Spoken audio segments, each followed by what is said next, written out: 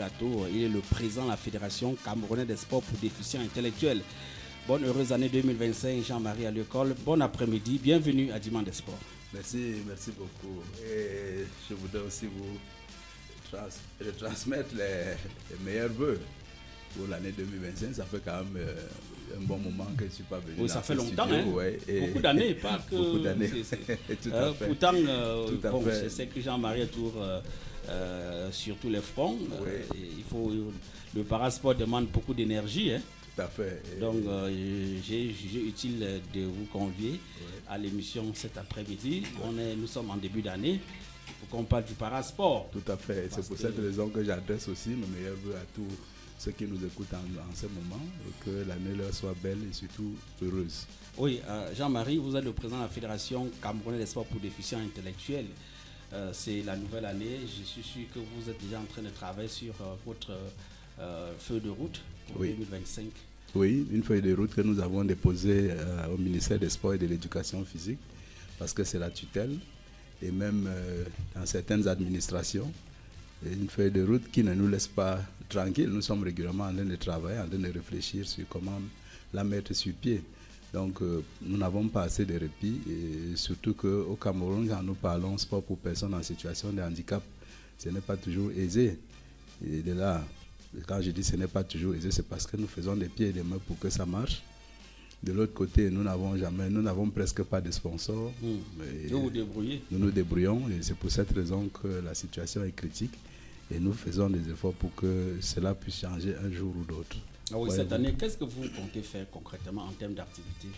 Nous avons déjà, comme d'habitude, selon le modeste pécule que nous attrapons chaque année, nous allons organiser 3 regroupements sportifs où nous allons pratiquer l'athlétisme, le basketball et puis le football.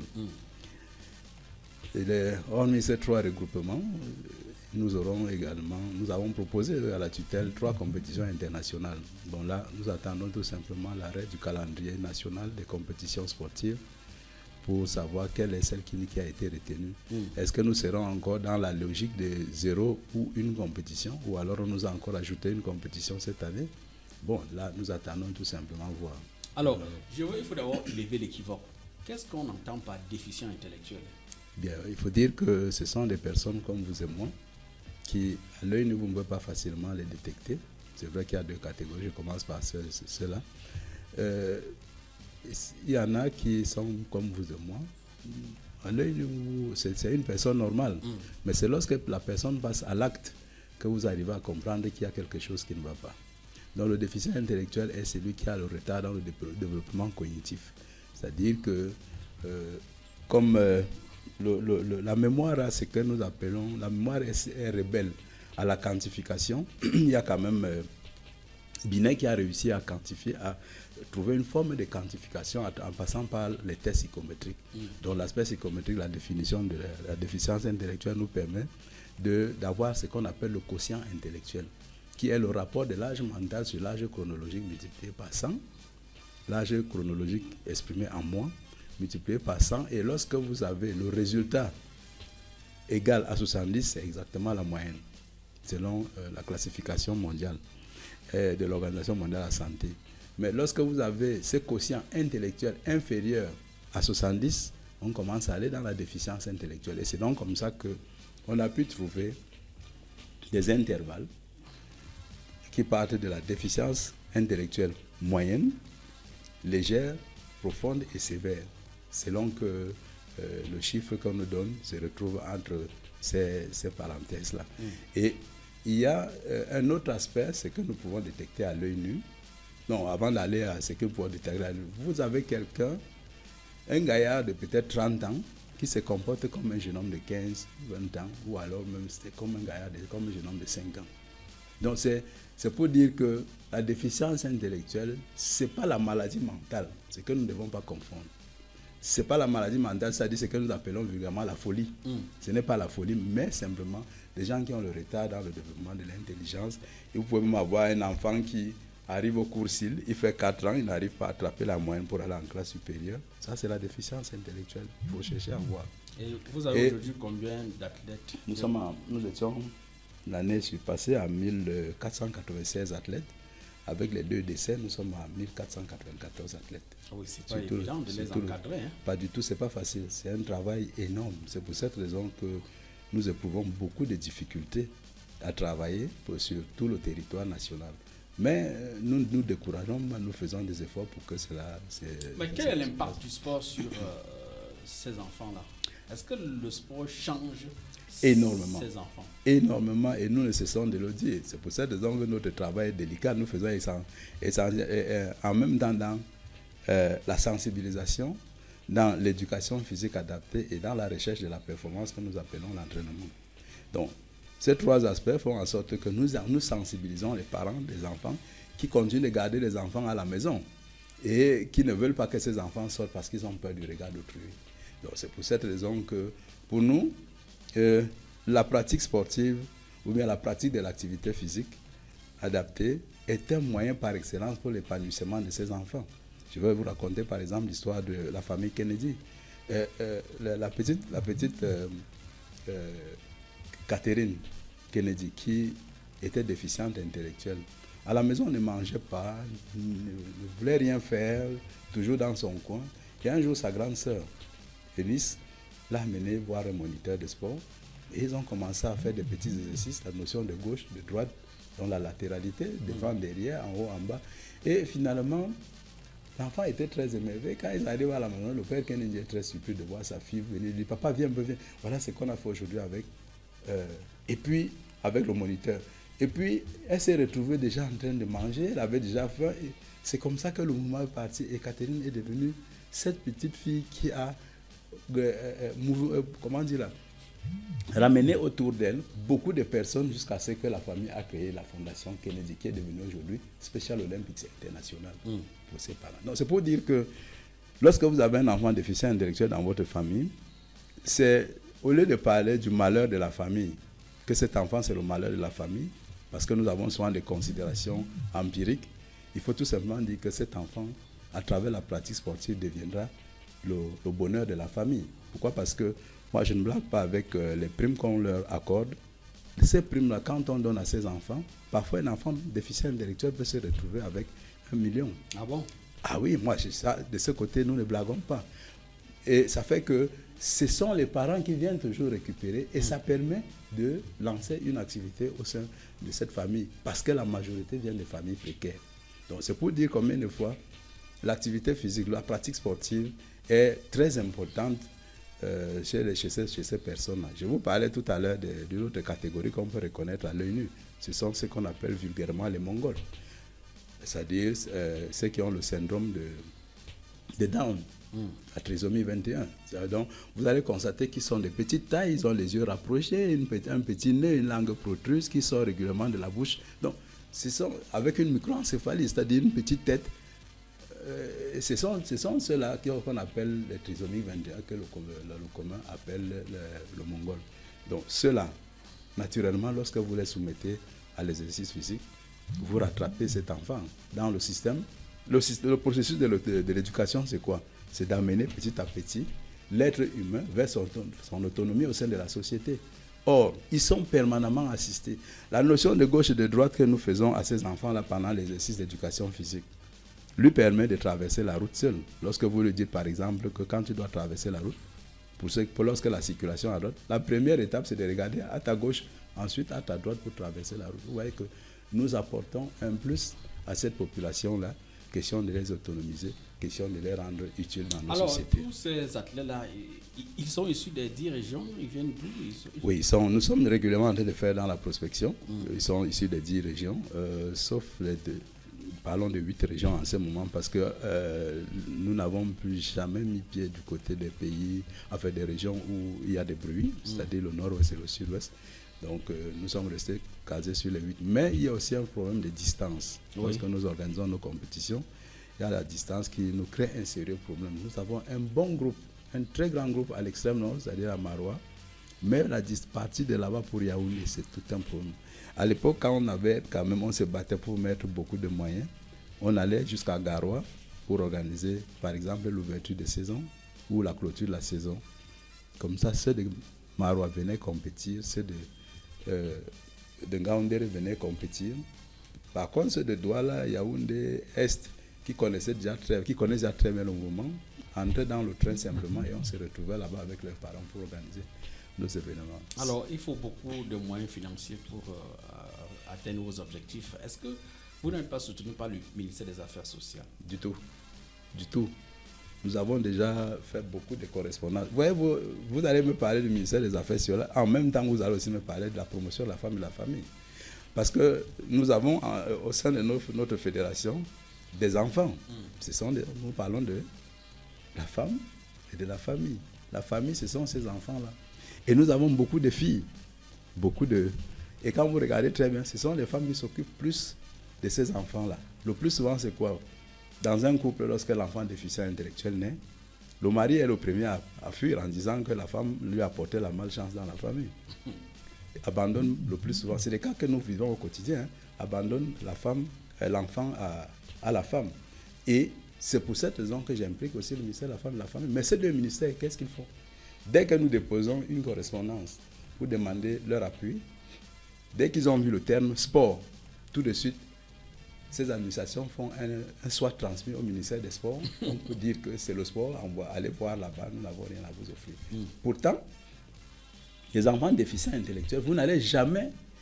Il n'est pas facile de leur trouver du travail. Ils ne peuvent pas être assis dans un bureau comme vous et moi. Oui, même si vous les invitez ici à la radio, ils ne vont pas s'exprimer parce que vous leur posez une question, ils vont d'abord prendre du temps pour réfléchir sur votre question et vous apporter une réponse qui n'est même pas très appropriée parfois. Voilà. Alors, donc c'est le social. Et du moment où nous arrivons à faire en sorte que l'enfant déficient intellectuel puisse avoir de quoi faire la compétition, ou alors aller aux entraînements pour participer à une compétition, ça veut dire que nous sommes en train de faire le travail du MINAS ou même le travail du MINPROF, c'est-à-dire promotion de la femme et de la famille. Mais malheureusement, tout ce que nous faisons, tout ce que nous avons comme correspondance de ce côté n'a jamais de suite. À l'international, vous n'avez pas de soutien? C'est même l'international qui nous soutient. C'est l'international qui nous soutient parce que nous avons un carré d'adresse assez fourni. Ça, c'est la chance que nous avons, c'est que nous sommes quand même les doyens dans le domaine, les promoteurs du mouvement sportif pour personnes en situation de handicap au Cameroun, voire même en Afrique. C'est pour cette raison que nous avons ce carnet d'adresse et qui, de temps en temps, nous apporte un plus pour que nous puissions fonctionner. Si vous regardez très bien, dans toutes ces fédérations, et même si on étend un peu, je veux dire les 4 fédérations, plus le Comité national paralympique, oui. Si on prolonge même au niveau des fédérations de personnes valides, quelles sont les fédérations qui ont un siège, comme la FECASDI? On les compte au bout des doigts. C'est vrai. Si on regarde encore plus, quelle est la fédération qui a un bus à sa disposition? Il n'y a que la FECASDI. Donc c'est pour dire combien de fois nous sommes sérieux dans ce que nous faisons. Nous voulons que ça progresse, nous voulons que ça évolue, parce que le jour où nous aurons l'opportunité d'aller aux Jeux paralympiques, c'est que nous sommes en train, le combat que nous menons depuis des années, lorsque nous aurons cette opportunité, je ne serai pas surpris de voir un enfant déficient intellectuel revenir avec une médaille lors des Jeux paralympiques. Si nous l'avons déjà fait avec les Jeux mondiaux de Special Olympics International, ça je dois vous le dire, la première médaille obtenue c'est par Oyonondi en 1995, qui a obtenu une médaille d'or aux États-Unis, à Los Angeles. Et il avait couru les 100 mètres comment? Pieds nus dans sa catégorie pour obtenir la médaille d'or. Incroyable. Il est revenu au Cameroun, il n'y a jamais eu de fait, on ne l'a jamais présenté, il n'a jamais eu des honneurs comme tout Camerounais qui fait chanter l'hymne national de son pays lors d'une compétition. Nous sommes allés à Nouakchott en Mauritanie, ce sont les mêmes Oyono et autres qui ont eu des médailles. Ça n'a jamais été ça. Je suis allé à Shanghai avec 16 enfants. Je suis allé avec 3 athlètes, plus un encadreur, M. Ndiel Sadrak. Nous avons eu la petite Kapi Émilie, elle a eu la médaille d'or et la médaille de bronze. Et Oyonondi avait eu la médaille d'argent. Nous sommes revenus, vous savez ce que j'avais reçu? Quoi? En tant que chef de délégation, de la part du gouvernement, surtout le ministère des Sports, c'était la lettre d'observation. Pourtant, en préparant la compétition, nous avons envoyé le dossier. Nous avons, lorsqu'on a renvoyé dans la forme négative, on nous a répondu négativement. Nous avons fait un effort de renvoyer une autre correspondance en disant que nous avons pu obtenir de nos partenaires étrangers, c'est-à-dire les Américains et les Sud-Africains, la gratuité de l'hébergement, la nutrition et le transport urbain au lieu de compétition. Quand nous trouvons tout simplement des billets d'avion, jusque-là, nous avons toujours eu une réponse négative. Maintenant, j'actionne encore d'autres réseaux pour dire que essayez de nous aider. On nous trouve des billets d'avion qui nous ont fait passer par l'Afrique du Sud, Singapour, Shanghai pour aller à cette compétition et nous obtenons les 3 médailles. Lorsque nous revenons, le ministère nous dit que, me fait savoir que je n'avais pas le droit d'amener la délégation camerounaise aux Jeux. Et c'est comme ça que je reçois la lettre d'observation. Mais est-ce que vous pouvez aller à une compétition sans le quitus du ministère des Sports? Vous pouvez sortir comme ça sans... Qu'est-ce que vous voulez qu'on fasse? Vous vouliez que nous fassions quoi cette période-là? Est-ce que ce n'était pas la première fois? Vous êtes étouffé. Vous êtes, comment dire là, on vous bloque. C'est-à-dire vous voulez vraiment émerger. Mais vous constatez qu'on vous maintient sous l'eau. Lorsque vous avez la possibilité de bagarrer. On maintient sous l'eau, c'est-à-dire, puisque avec Maître François Mbassi, je l'ai dit, parce qu'il y a cette phase, le financement des compétitions sportives sur le plan national et international, il y a des compétitions qui sont dites éligibles au financement.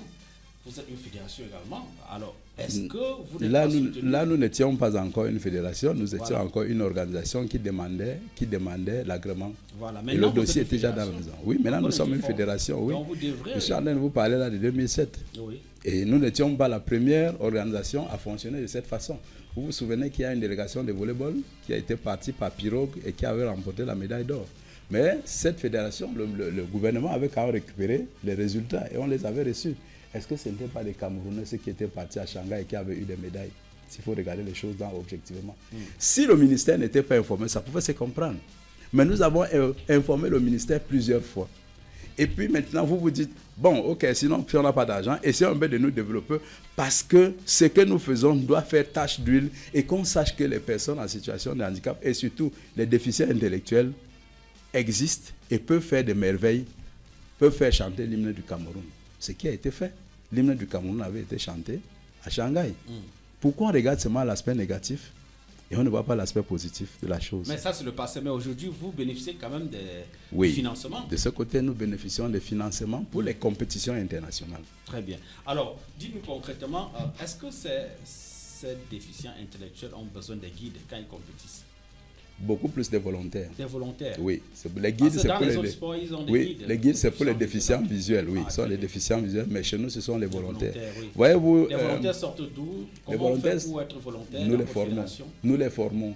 Nous les formons selon les orientations du mouvement sportif international pour personnes en situation de handicap et de Virtus, qui est notre fédération mondiale.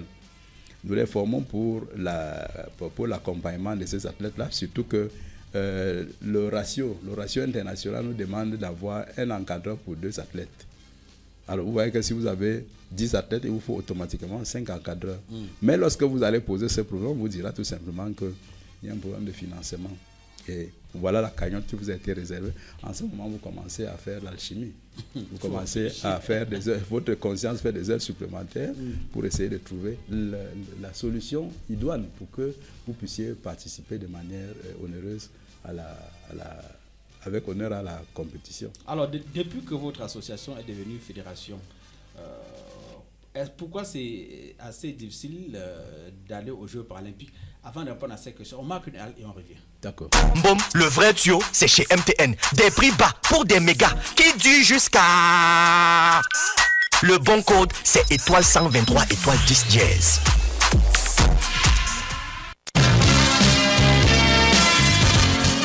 Retour sur le plateau avec le président de la Fédération camerounaise des sports pour déficients intellectuels, Jean-Marie à l'école. Oui, aller aux Jeux paralympiques, il faut sûrement des minima. Oui, tout à fait. Il faut des minima. Et il faut dire que l'Afrique a un sérieux problème sur le mouvement paralympique en général. L'Afrique a un sérieux problème. Pourquoi? Parce que l'Afrique a ses problèmes de techniciens. L'Afrique a ses problèmes de connaissance même du mouvement paralympique et surtout le grand frein qui est la connaissance empirique de la déficience en général. Vous allez constater que dans de nombreux pays, des gens se lèvent un matin, parfois ce sont ces personnes en situation de handicap qui se lèvent, s'organisent parce qu'ils ont vu peut-être à la télé ou bien ils ont entendu parler du sport pour personnes en situation de handicap, se renseignent et sont au courant que le comité paralympique existe.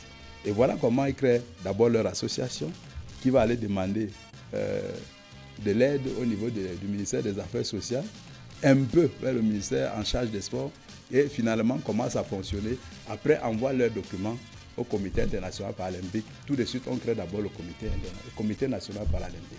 Mais la connaissance même de la chose est très compliquée. Entre-temps, il y a la négligence faite. Vous savez que dans nos traditions, nous, les Africains en général, lorsqu'on parle de la personne, dès que vous voyez une personne en situation de handicap, tout de suite, on dit, hey, là, c'est voilà quelqu'un qui est né dans une famille de sorciers.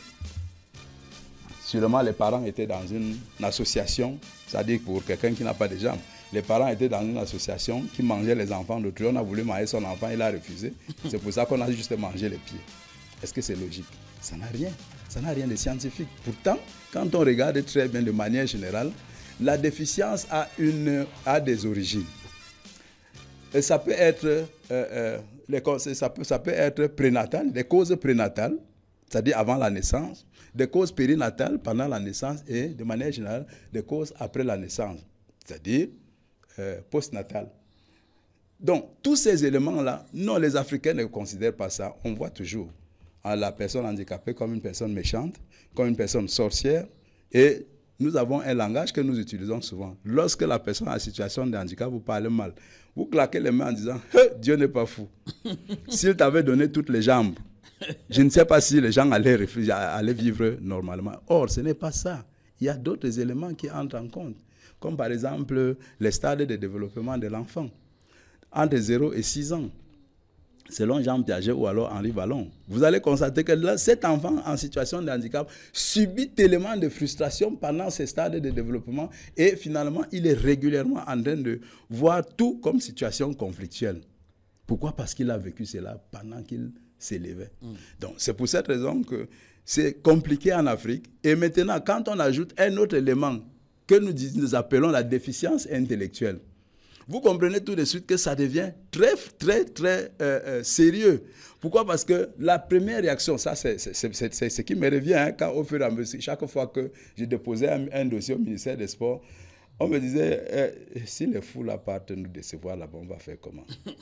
Et certains sont allés plus loin en disant qu'à l'école, tellement il travaille avec les fous que lui-même est déjà comme eux. Voyez-vous, c'est péjoratif. C'est pour vous dire combien de fois... C'est une situation qui nous gêne tellement. Et depuis toutes ces années que nous travaillons, savez-vous que c'est seulement maintenant que, depuis l'année 2022, que nous sommes en train de mettre sur pied les fédérations sportives pour déficients intellectuels dans les autres pays. C'est-à-dire pour imiter le Cameroun, nous les aidons à mettre en place ces fédérations.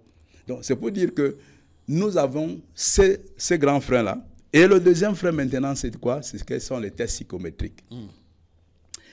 Virtus exige de nous, de toutes les fédérations, de tous les pays qui veulent aller en compétition, de faire des tests psychométriques à ces athlètes.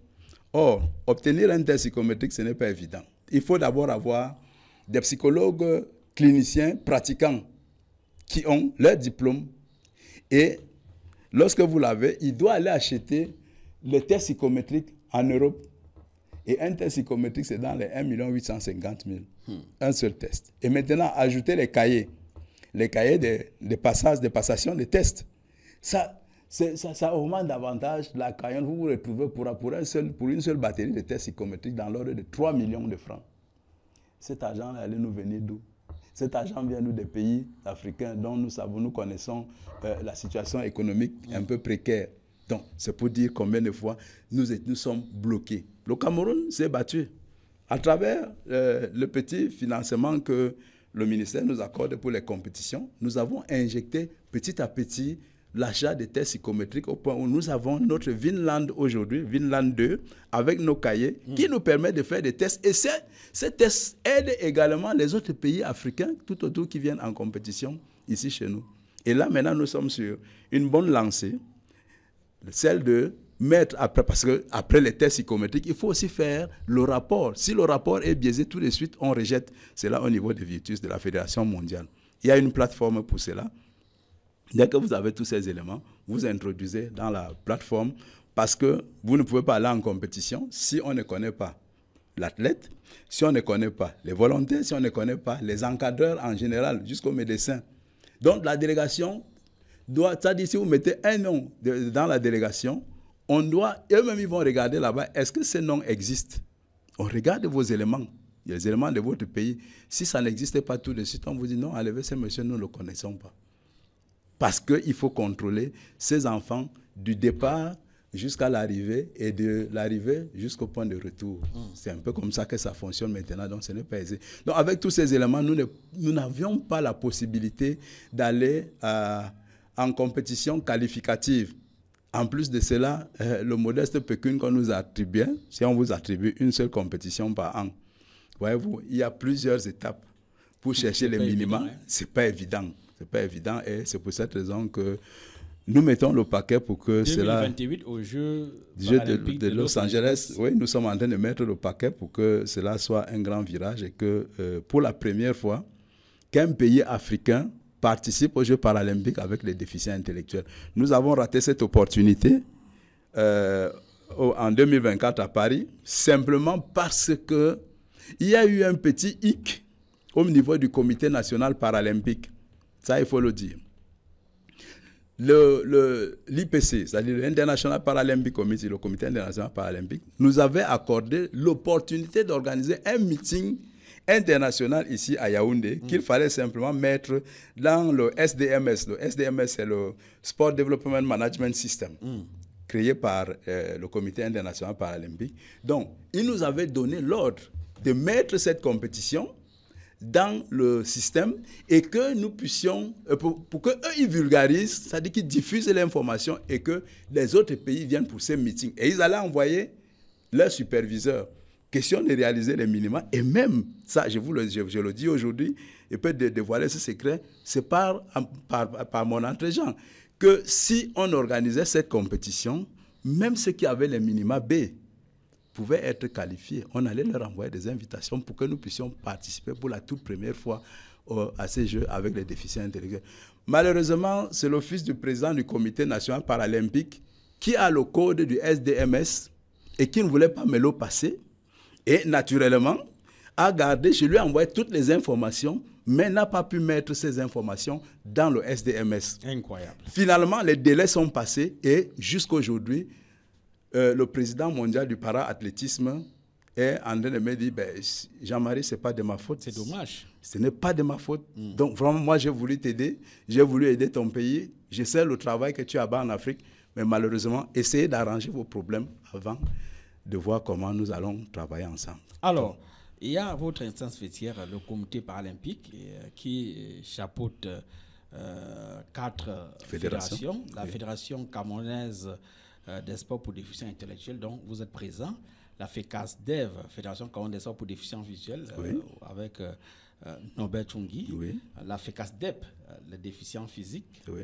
Et la Fédération camerounaise des sports pour sourds. Oui, c'est-à-dire chez les déficients physiques, c'est Ngoyongon Hervé, et chez les sourds, c'est M. Pema Jean-Pierre. Voilà, 4. Et le comité paralympique, aujourd'hui, qu'est-ce que cet organe fait concrètement pour soutenir les 4 fédérations citées?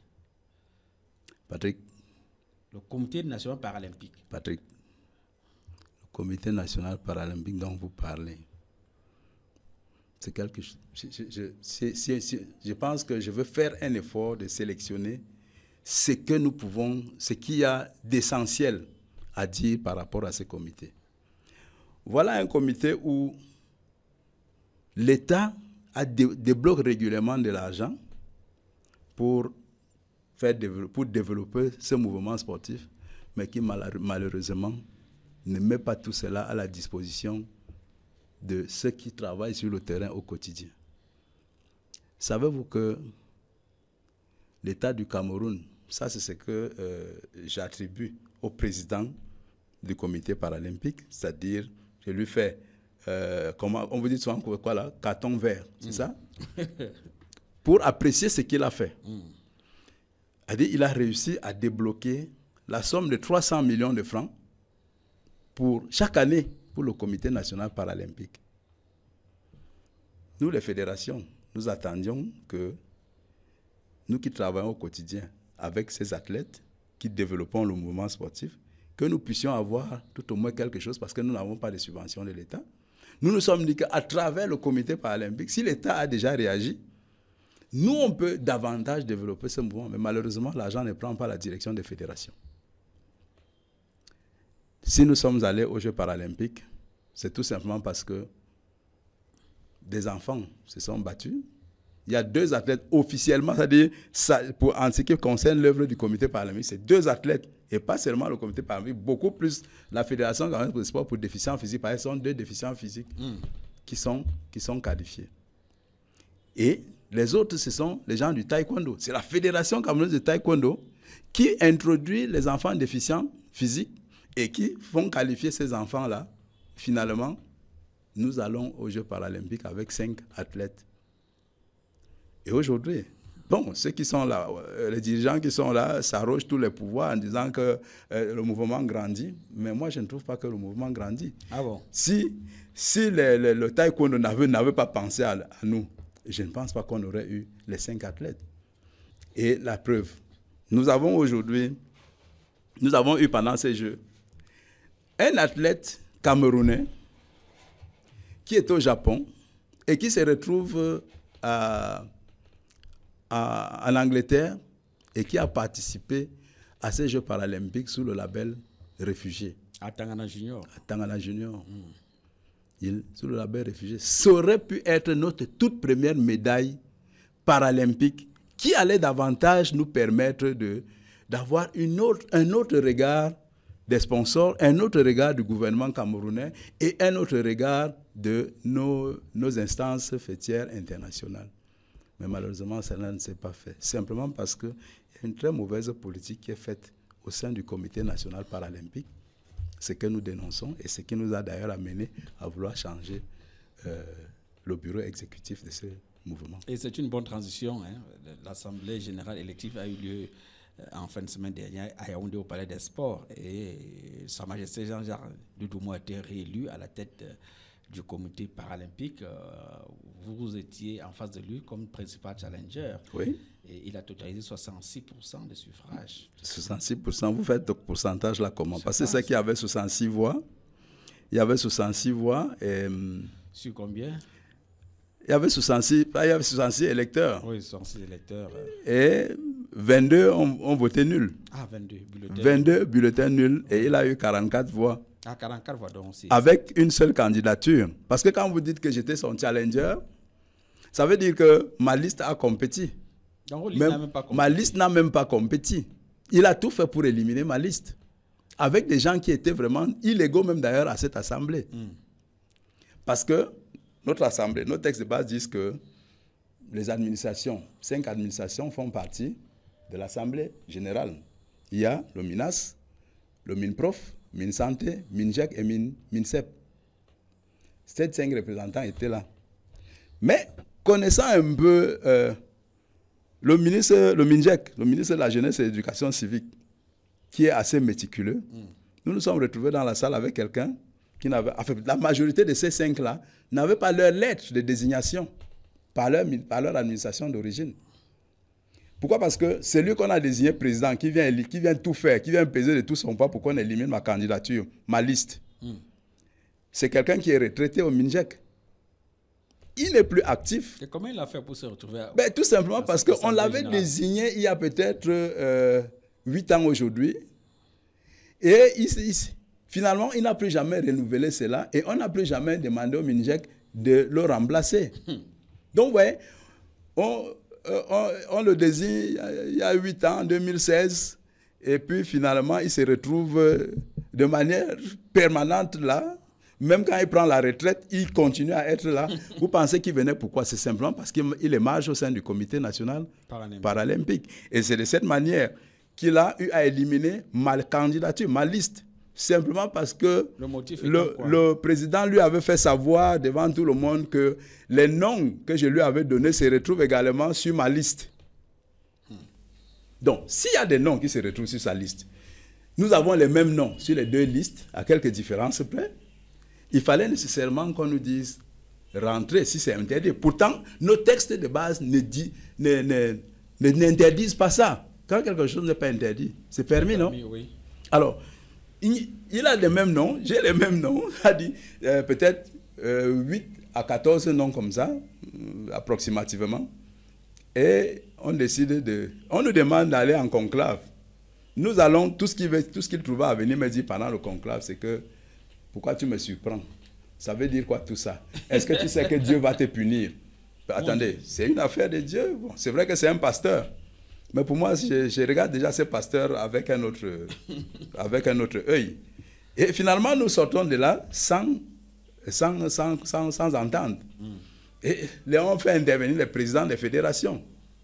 Les présidents des fédérations, finalement, il y a deux camps.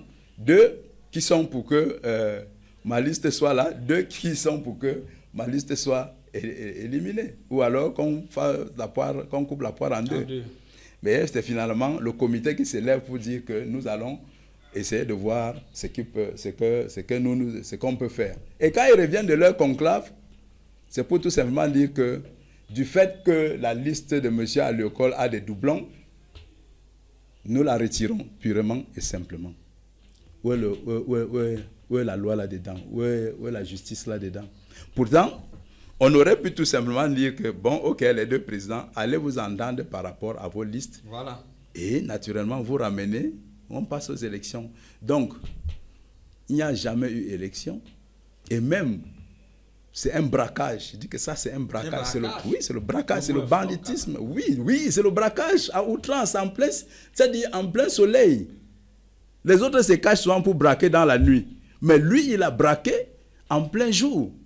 Ça, je ne peux pas me cacher pour le dire. Simplement parce qu'il prend en otage tout un comité paralympique et il prend en otage toute une assemblée générale.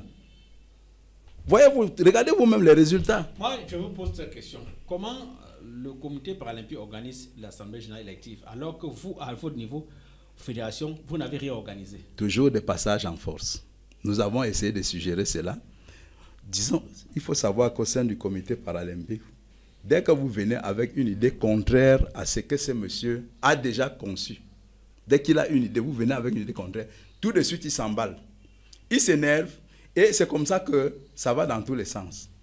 Nous, on avait déjà pris l'habitude de rester tranquille, l'écouter, le voir faire. Mais il y a un conseil d'administration. Il y a un conseil d'administration, oui. Les présidents des fédérations que vous êtes. Oui. Alors, si demain on organise les élections au sein des fédérations et que, par exemple, il y a renouvellement, il y a des visages nouveaux Patrick, qui vont siéger au sein du conseil d'administration. Patrick, je suis de ceux qui veulent vivement qu'il y ait de nouvelles élections au sein des fédérations. Vivement que cela se tienne. Voilà. Et qu'on renouvelle justement le comité national, le bureau du comité paralympique et même les membres des conseils d'administration. Pourquoi? Parce que dans ces conseils d'administration, j'ai comme l'impression que tout le monde a peur de ce monsieur. Il a tellement utilisé ses grades parce que imaginez, lorsque vous entrez dans la salle, il n'est pas là, hein. Dès qu'il entre là, on dit Sa Majesté pour l'annoncer.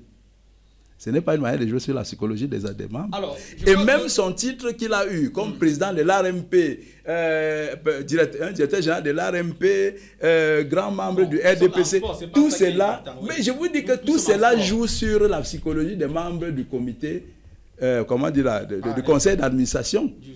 Et même au niveau de l'Assemblée, il n'y a personne qui se lève facilement pour lui dire la vérité. Dès que vous sentez de dire la vérité, c'est fini. Vous êtes tout de suite banni. Je vais vous dire même, je vais vous rappeler un truc. Docteur Olinga qui a été nommé directeur de l'aspect clinique, de la commission clinique du comité paralympique. Il est menacé de suspension alors qu'il n'a même pas encore commencé son travail. Simplement parce qu'il a osé dire la vérité par rapport à ces élections. On l'a menacé au conseil d'administration. On vous dit que, d'ailleurs, si on vous a même enlevé, vous n'êtes plus jamais allé aux Jeux paralympiques simplement parce que vous soutenez à l'école. Combien de fois maintenant, lorsque cela se présente ainsi? Donc c'est pour vous dire que nous avons des gens qui sont très frileux, ils ont trop peur des représailles et c'est pour cette raison que même si c'est quoi, on laisse passer. Imaginez un seul instant. Dernièrement, nous nous sommes retrouvés à un conseil d'administration avant ces assemblées générales. Nous avons besoin de moyens au sein des fédérations pour développer le mouvement. Voilà un monsieur qui apporte un document pour dire qu'il lui faut il lui faut 500 000 francs pour l'entretien véhicule, entretien. Donc, il se prend comme un PDG, comme si le comité paralympique était un EHPAD. Est une entreprise. Est une entreprise. Ce qui est une grosse erreur, c'est une association. Et ça fait que, hormis cela, il demande qu'il ait un cuisinier ou bien une cuisinière, ainsi de suite, alors qu'il a déjà un salaire d'1 million de francs. Est-ce que c'est un EHPAD? Nous sommes dans un mouvement associatif où les éléments doivent plutôt être apportés pour le développement du mouvement sportif, pas pour l'entretien d'un individu ou bien un certain nombre des individus. Alors, écoutons Sa Majesté Jean-Jacques Doudoumou, président du comité national paralympique qui a été réélu en fin de semaine dernière. Nous l'écoutons. Il dit son sentiment. De la confiance qui vient de m'être renouvelée, surtout qu'il y a eu une concurrence. C'est ça qui montre que le mouvement paralympique camerounais est en train de mûrir. Et c'est après des débats que la décision a été prise. Et après le vote, eh bien, la confiance m'a été renouvelée pour les 4 prochaines années. Je suis très comblé et je profite pour dire que je ferai tout pour faire mieux et mériter davantage cette confiance. Justement, pour cette Paralympiade, il y a un grand rendez-vous attendu, ce sont les Jeux paralympiques. Quels sont les objectifs de la Paralympiade? Double objectif. Présence massive des paraplettes camerounais à Los Angeles et puis prestation honorable des qualifiés pendant les compétitions. Voilà notre double objectif. Et ce qui nécessite que la préparation commence dès maintenant. Voilà pourquoi dans mon rapport moral, nous avons énuméré un certain nombre d'actions que nous allons mener pour commencer la préparation à ces Jeux dès maintenant. Et notre objectif final, en dehors des deux là, c'est de monter sur le podium. À 2 reprises, nous sommes passés à côté du podium, mais cette fois-ci, nous pensons que nous allons frapper dans le mille et avoir au moins un qui devra monter sur le podium à Los Angeles en 2028. Jean-Jacques Doudoumou, Sa Majesté. Alors, Jean-Marie Aliokol, président de la Fédération camerounaise des sports pour déficients intellectuels. Aujourd'hui, c'est 2025. Voilà une élection entachée d'irrégularité. Est-ce que vous avez mené des actions dans la logique peut-être de contester cette élection? Oui, immédiatement après les élections, j'avais dit que c'était pour moi, j'étais fair play. Bon, il y en a qui m'ont taclé, je peux laisser de rester tranquille pour développer le parasport parce que c'est le parasport qui doit gagner. Mais la réaction de ce monsieur lors du conseil d'administration, vous savez que lorsqu'on vote la liste, il faut tout de suite s'asseoir au conseil d'administration pour mettre le bureau en place. C'est vrai, directement. Voilà comment il dit encore au même conseil d'administration, on n'échange pas d'équipe qui gagne. La même équipe. Donc, il remet la même équipe. Dans son équipe, il y a quoi? Non, au départ, on avait voulu instaurer un système rotatif. C'est-à-dire que, comme il est venu de chez les déficients visuels, au bout de 2 mandats, qu'on passe aux déficients intellectuels ou aux déficients physiques. En route. Bon, mais oui, ça dit c'est tout. Donc, ça fait que, dans son bureau, il a déjà 5 membres de la fédération, de la FECASDEP. Fédération camerounaise des sports pour déficients physiques. Oui. Donc, la trésorerie, c'est la FECASDEP. Les 2 vice-présidents, c'est la FECASDEP. Et le secrétariat général, c'est la FECASDEP. La direction, qui confisque tout cela. Donc, il n'y a que 2 fédérations qui gèrent le comité paralympique camerounais, dont les déficients visuels, parce que c'est lui le président. Et je voudrais vous rappeler que cette fois-ci même, quand il dit que ma liste était entachée d'irrégularité, qu'il y avait des membres qui ne devaient pas figurer, lui-même, son nom n'était dans aucune liste de fédérations, c'est-à-dire les noms que les fédérations envoient pour être membre de l'Assemblée générale. Son nom n'était nulle part. Mais c'est plutôt chez moi qu'on trouve des irrégularités. Donc, lorsque nous nous retrouvons là, il dit qu'il continue avec son équipe qui gagne. Et il me tend un piège, me disant que la FECAS dit on peut vous accorder, comme vous insistez, on peut vous accorder le poste de 3e vice-président. Pourtant, dans les statuts et règlements intérieurs, il n'y a pas de poste de vice-président, de 3e vice-président. Et quand je le lui fais savoir, le type s'énerve me dit tout ce qu'il a voulu me dire, et pour me dire par la suite qu'il m'a gagné aux élections. Pourtant, ma liste n'avait pas compétit. Quand il dit qu'il a été réélu, je vous ai donné le score tout à l'heure. 66 votants, 22 bulletins nuls. Ça veut dire que si je posais ma candidature, ça allait être pire que ça. C'est vrai. Voilà. Donc, comment vous pouvez être content, fier d'un tel résultat, et puis vous venez vous vanter devant votre challenger que vous l'avez battu? Est-ce que nos deux listes étaient là? C'est donc pour cette raison. Et lorsque nous sortons, ces enfants se mettent à huer tous les membres de la FECASD, y compris moi-même. Parce qu'au sein du comité national paralympique, c'est une affaire de famille. Vous allez trouver qu'il est président. C'est son neveu qui gère tout le dossier administratif. Le secrétaire général est là de nom. Appelez-le, M. Songa Etienne, que vous connaissez. Demandez-lui comment ça fonctionne là-bas. Il va vous dire qu'il est là juste pour la forme. Donc, moi, j'étais en train de... L'avenir du parasport reste comme dépend du ministère des Sports, à qui j'ai adressé, parce que je voulais laisser, j'ai adressé un recours à l'annulation de cette élection, qu'on reparte sur des bonnes bases. Et là, j'aime d'ailleurs proposer que l'on reparte sur des bonnes bases et que cette Assemblée générale élective se tienne après les élections au sein des différentes fédérations. Lorsqu'on aura renouvelé dans les fédérations. Pour plus de visibilité et de transparence. Pour plus de visibilité et de transparence. Pourquoi? Parce que même ce que nous avons fait hier, nous pouvons avoir fait, nous le plaçons. Mais si aujourd'hui le ministère décide que les élections doivent se tenir et que tout soit bouleversé, il y a des nouveaux présidents des fédérations et des nouveaux membres. Est-ce que ces membres-là, on va encore les retrouver là-bas? Non. Il va falloir recommencer. C'est pour cette raison que j'ai fait ces recours pour essayer de dire que l'on annule et qu'on attende une fois après le renouvellement au sein des fédérations. Même si moi, je ne serai plus président, et qu'il y a quand même de nouvelles figures, et que ce monsieur parte de ce mouvement, parce qu'il est tout simplement en train de le tuer, il ne l'avantage pas. Très bien, Jean-Marie Aliokol Mabiema, merci infiniment. C'est moi qui vous dis grandement merci parce que... la Fédération Cameroun des sports pour déficients intellectuels. Et je préfère même que vous ajoutez le parrain du sport des personnes en situation de handicap au Cameroun. Toute une vie dans le parasport. Ça, c'est ce que M. Ndounou me refuse. Il ne veut pas accepter qu'au départ, toute une vie dans le parasport. Vous ne pouvez pas commencer à bâtir quelque chose, une maison. Et c'est quand vous arrivez à la charpente qu'un grand frère arrive là et vous dit « Ok, je vais t'aider à mettre quelques tôles aussi ». Dès qu'il a pris le marteau, il a mis le dernier clou de la tôle, il dit que ça lui appartient, vous n'avez plus de droit. Et que même s'il faut faire tomber le bâtiment, il est prêt. Ça veut dire que ce n'est pas un grand frère qui est venu avec de bonnes intentions, il est venu tout simplement pour détruire votre action. Depuis le départ. Merci Jean-Marie Aliokol Mabiema, président de la Fédération Camerounaise des sports pour déficients intellectuels. Merci infiniment.